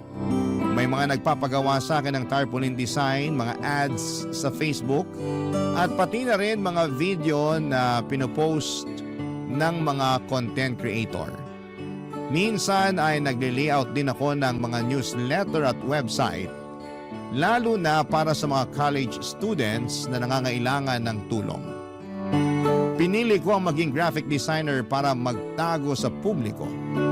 Pero hindi ko inaasahan na yun din pala ang magiging rason kung bakit makakahanap ako ng taong iibig sa akin.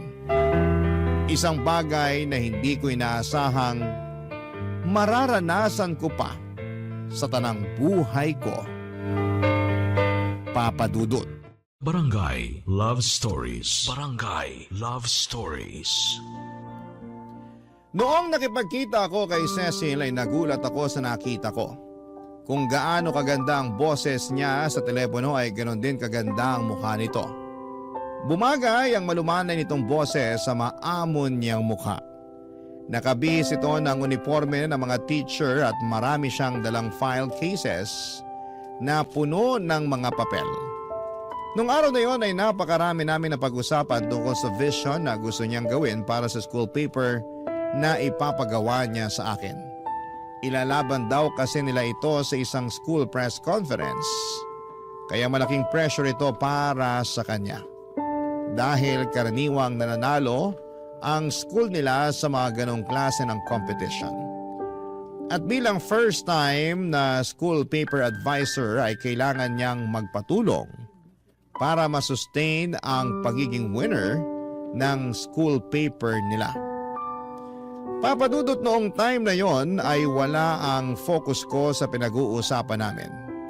Tango lamang ako ng tango sa lahat ng mga pinagsasasabi niya, pero ang totoong focus ko ay ang nakakabighani nitong ganda. Para siyang manika at ang mga mata niya ay nakaka-hypnotize. Nabudol nga ako dahil noong pinag-usapan na namin ang tungkol sa professional fee ko ay sobrang baba ng rate na ibinigay ko sa kanya. Saka ko na lang po ito na-realize nung nakauwi na ako ng bahay. Pero para sa akin ay okay lang din naman yon, Papa Dudut. Sa mga sumunod na linggo ay palagi akong binibisita ni Cecil para i-check ang ginagawa kong school paper nila, Papa Dudut.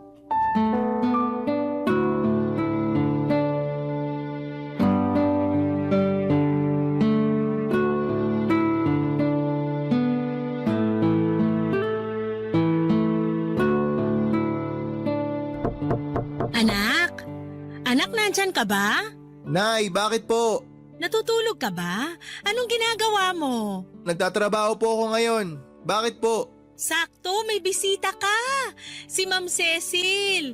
Titingnan daw niya yung pinagawa niyang school paper. Sandali lang po. Lalabas na ako. Nasa sala siya, pinapasok ko na. Hindi mo naman sinabi, ang ganda pala nung Ma'am Cecil na yun. Oh, Nay, magsisimula na naman kayo.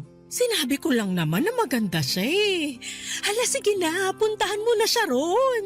Okay po. Hello po, ma'am. Hello, good morning. Masyado ba ako maaga? Hindi ba kita naabala? Hindi naman po. Actually, tinatrabaho ko na yung school paper nyo nung dumating kayo. Eto, nagdala ko ng merienda. Naku, nag-abala pa po kayo. Salamat po. Lagay ko lang po ito dito sa lamesa. Maupo muna kayo, ma'am. Salamat. I-check ko lang sana yung progress ng school paper. Nagtatanong na kasi ng update yung principal namin eh. Heto po, set up ko lang sandali. Pwede niyo pong i-check ngayon, ma'am. Tapos na po ako sa mga balita. Doon na ako sa editorial page. Ang bilis mo naman palang magtrabaho. Nakalimang page ka na kagad. Magdamag ko po yung ginawa. Tsaka yung iba, kinopy-paste ko lang since soft copy naman yung ibang articles nyo. Kaso ma'am, may mga bakante pang page kasi kulang pa po yung mga article. Oo nga, hindi pa tapos yung iba eh. May bagong event pa kasi sa school na gagawin next week. Gagawan pa lang yun ng balita tapos gusto ng principal namin na isama yun sa front page. So babaguhin po ulit natin yung laman ng front page? Oo sana. Wala tayong magagawa eh, utos ng principal. Okay lang po yun, walang problema. Parte po talaga ng trabaho yan, yung maraming adjustments. Kaya nga ako nagpunta rito para mabantayan tong ginagawa mo. Para kung may ipapabago pa, masabi ko kagad. Okay lang ba yon? Okay lang po ma'am. Mas maganda nga po yun para hindi na ako text ng text sa inyo kapag meron akong gustong i-clarify. Sige, wala rin naman akong ginagawa sa bahay eh. Kaya naisip ko na pumunta na lang dito baka sakaling may itulong ako. Kompleto naman na po to, di ba ma'am? Oo, final na yan. Wala nang papalitan dyan. Ma'am, kayo po ba nagsulat ng mga to? Yung iba ako, yung ilan naman dyan, mga estudyante ang gumawa. Pinroofread ko na lang. Ang gaganda po ng gawa nyo. Ay, talaga ba? First time ko lang magsulat ng mga ganyan eh. Bagong teacher lang po ba kayo? Oo, kakapasa ko lang last year tapos this school year lang ako nakapagsimula na magtrabaho. Tapos, inatang na agad sa inyo tong ganitong trabaho? Oo nga eh. Medyo matanda na rin kasi yung school paper advisor na pinalitan ko. Malapit na siya mag-retire kaya nag-request siya na ipasa na sa mas bata yung trabaho niya. Eh ako yung pinakabatang teacher sa amin kaya sa akin napunta to. Pero wala pa po talaga kayong experience sa paggawa ng ganito, ma'am? Wala pa. Although nung nag-aaral pa ako, part na rin naman ako ng school press kaya may konting alam na ako kahit papano. Binasa ko nga po yung sinulat nyo. Magaganda po. Talaga? Wala yung halong bola ha? Naku ma'am, seryoso po, walang halong bola yun. Isa yun sa dahilan kung bakit medyo natatagalan ako sa pagtatype kasi binabasa ko yung mga sinusulat nyo. Malaman po tsaka halatang galing sa puso. Lalo na yung tungkol sa kawalan ng suporta sa mga teacher. Ang dami nyo pong punto na naibigay dun. Based din kasi sa experience eh, kaya madali lang isulat. Teacher din kasi dati yung mama ko kaya alam na alam ko na kung anong buhay ng mga teacher dito sa Pinas. Eh bakit po pagtuturo ang kinuha nyo kung alam nyo naman po pala na mahirap magturo dito sa atin?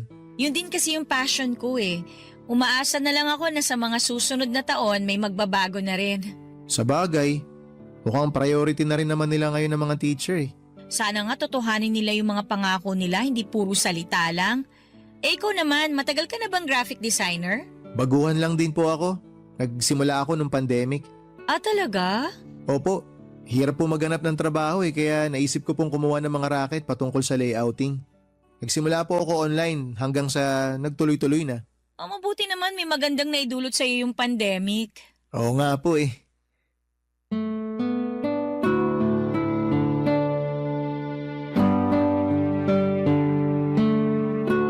Papadudot habang papalapit ang laban nila Cecil ay halos araw-araw na akong pinupuntahan noon ni Cecil sa bahay para i-check ang progress ng school paper nila. Maya't maya rin kasi ang pagkakaroon nito ng pagbabago at pagdaragdag ng mga additional articles. Kaya palagi rin ako nag-a-adjust sa mga request nito.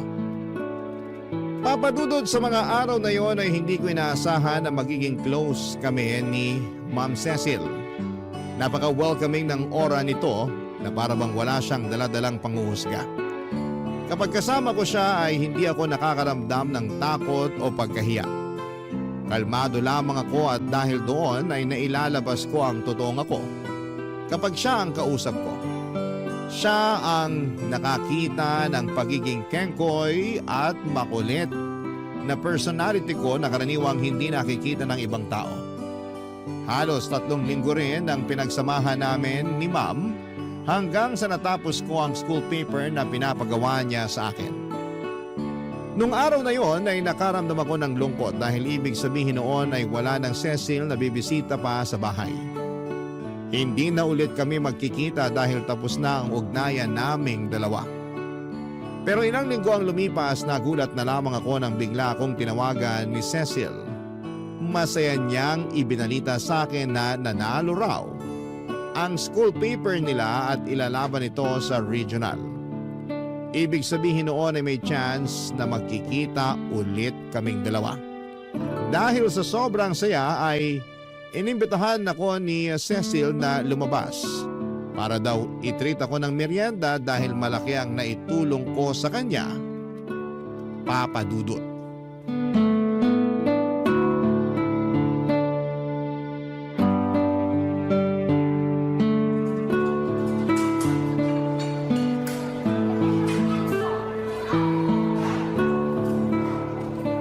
Salamat po pala ma'am sa pag-imbita nyo sa akin dito.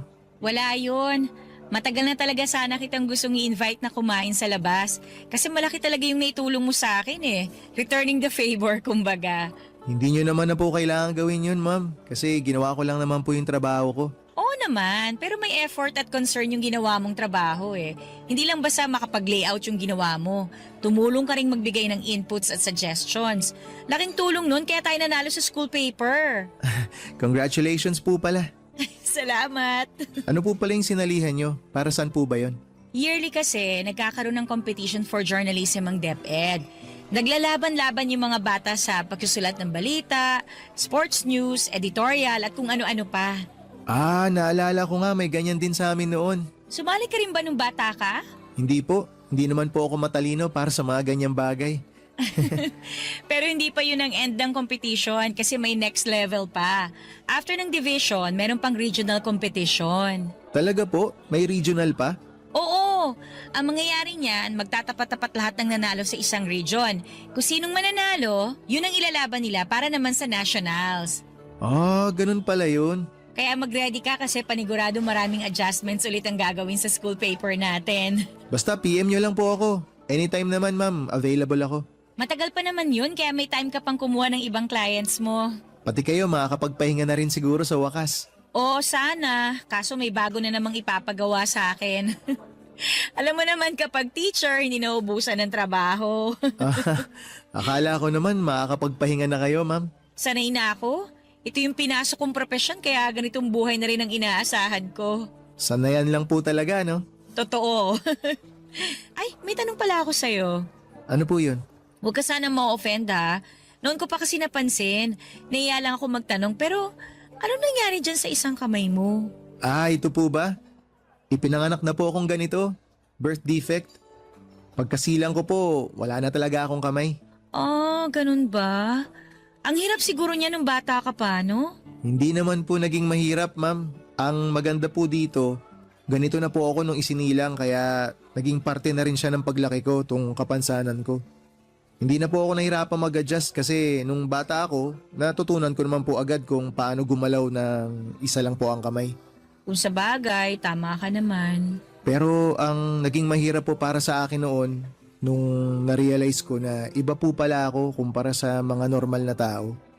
Dito po kasi sa Pilipinas, kapag kakaiba ka, katawa-tawa ka eh. Nabully ka ba noon? Sobra po. Araw-araw.